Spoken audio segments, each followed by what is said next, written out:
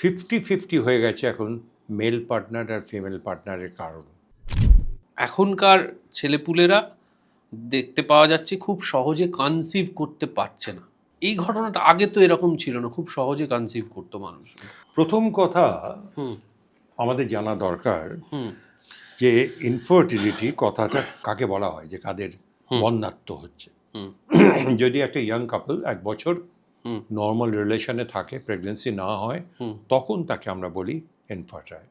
আচ্ছা। এবং 50-50 হয়ে গেছে এখন মেল পার্টনার আর ফিমেল পার্টনারের কারণ।